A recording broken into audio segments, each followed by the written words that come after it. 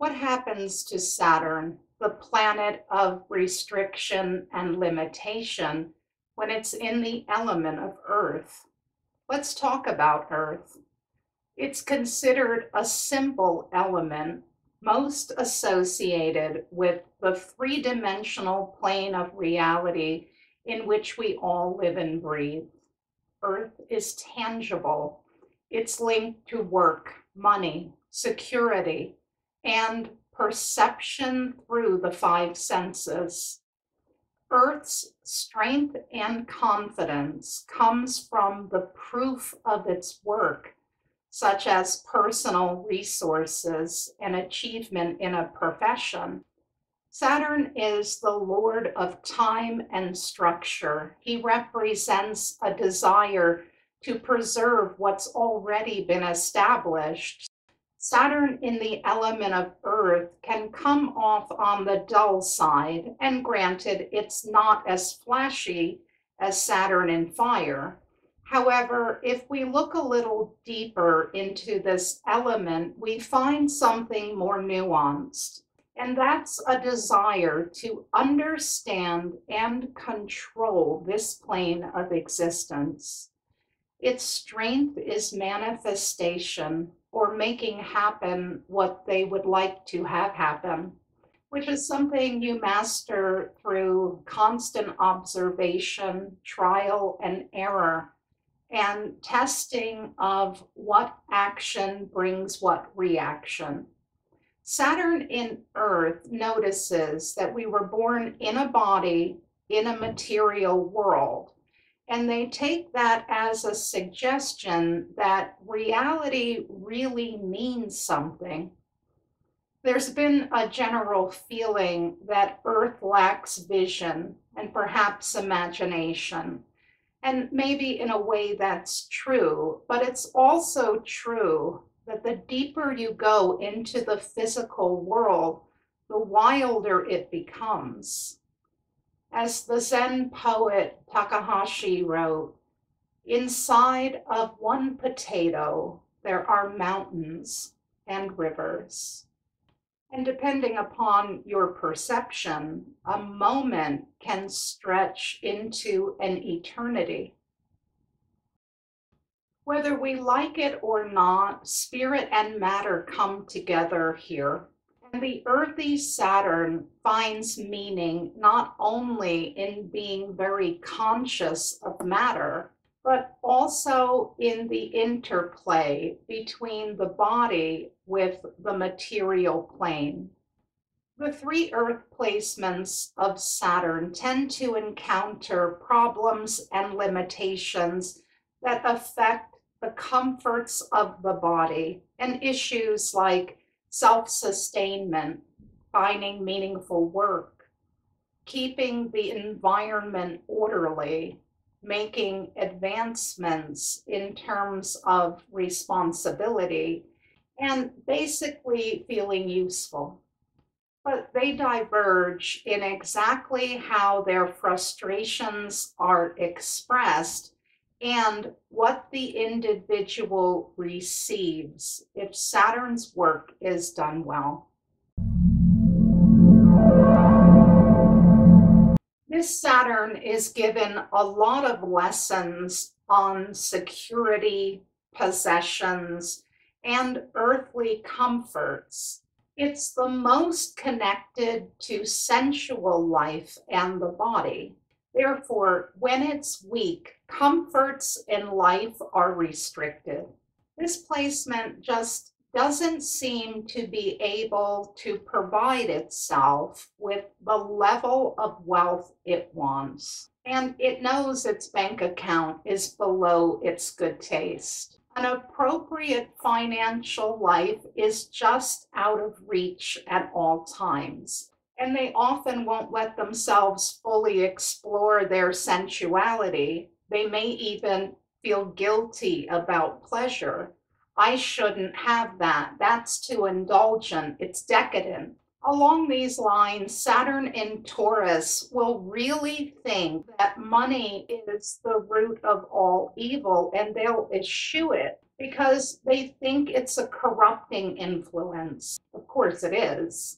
You can look around and see what happens when people have too much money, and money no longer even stands for money. It stands for power. So money is a route to the power that corrupts anyone who isn't extremely centered and moral. The house in which this Saturn is found is important because that's the area of life where you see these issues play out the most. Another aspect of this Saturn to be discussed has to do with its association with the god Vulcan, Venus's husband. He was the god of the forge who lived at the bottom of a volcano, and while he was known for his own physical, personal deformities, his work, the things he crafted, were divine. He made magical weapons and basically toys for the gods. There's something in Saturn in Taurus that finds magic in their craft, whatever that craft may be. Let's say it's something like writing or carpentry or metalwork. This placement is willing to put in the hard work and dedication to keep climbing up the ladder of skill.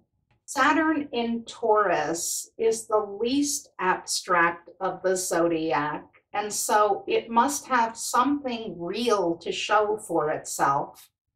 There's two more things to know about this placement, though. When it comes to their craft, they're often overcome by periods of extreme laziness, a kind of paralysis.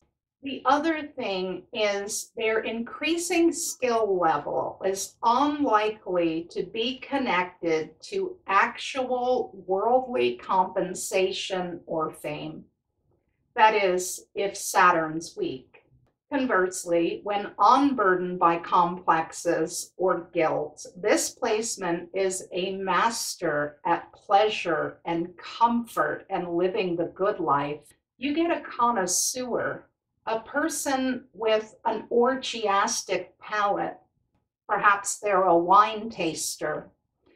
And I've seen this Saturn operate as a connoisseur of virtually everything, meaning they're a connoisseur of life itself. Of course, they favor simplicity over complexity. Always with the earthy Saturns, that's true.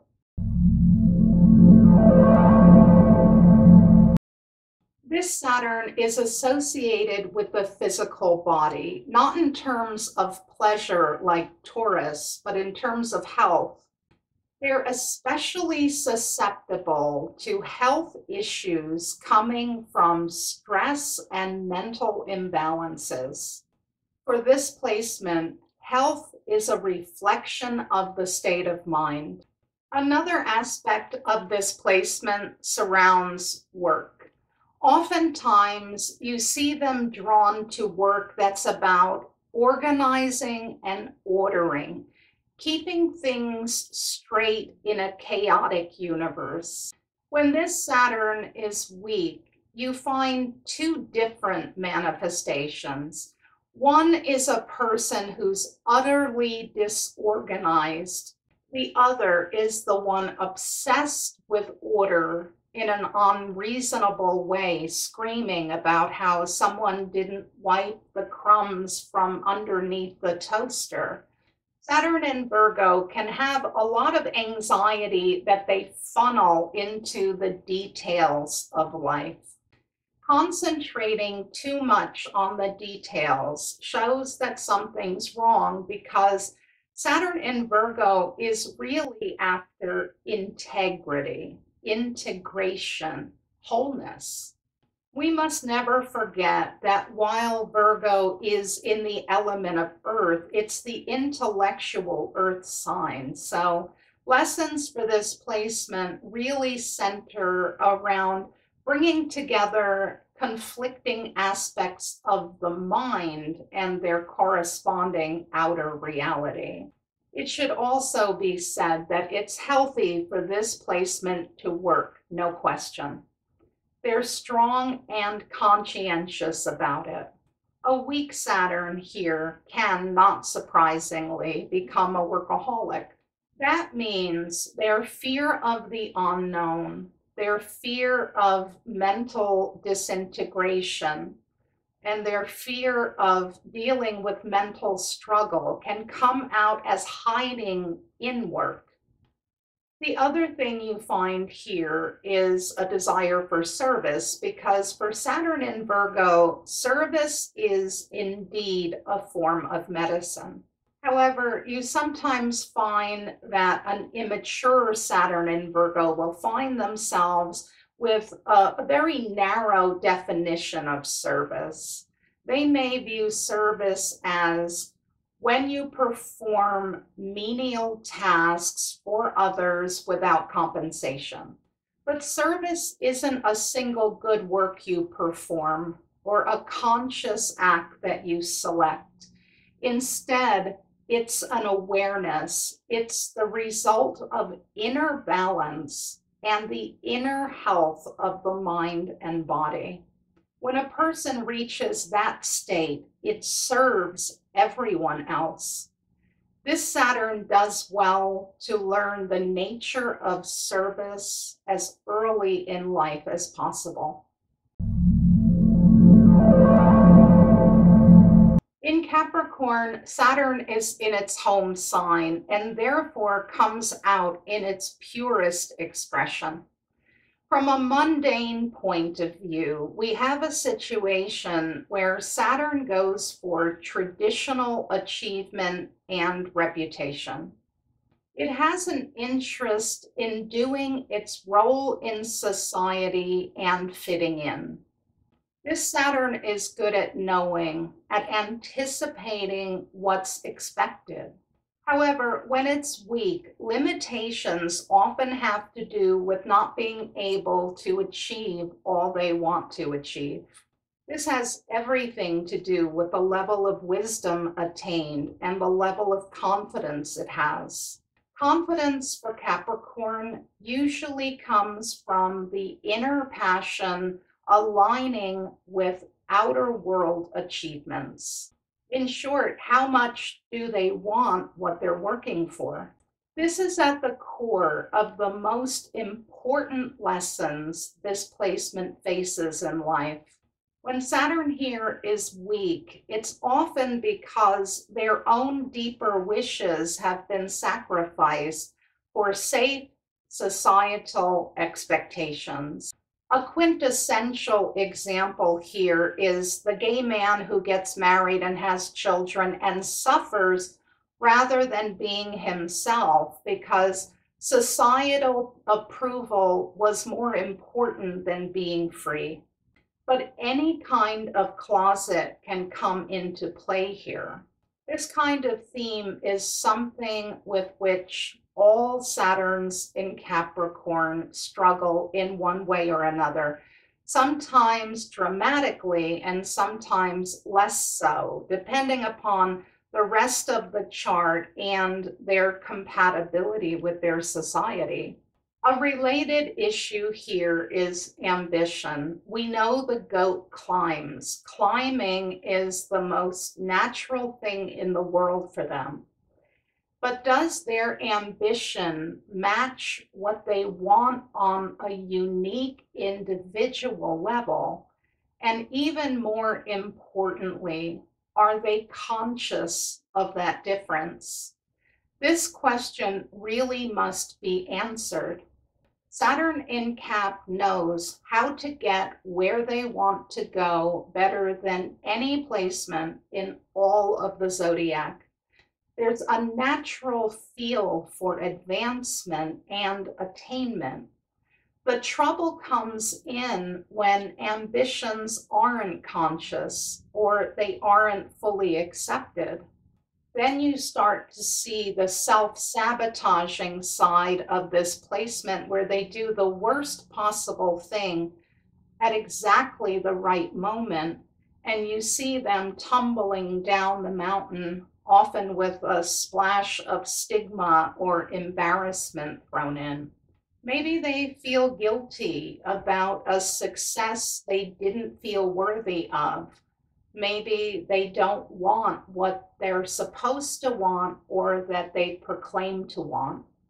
For Saturn in the 10th sign, success has to be based on what they truly desire because it doesn't take much to undo a lifetime of work with the right error.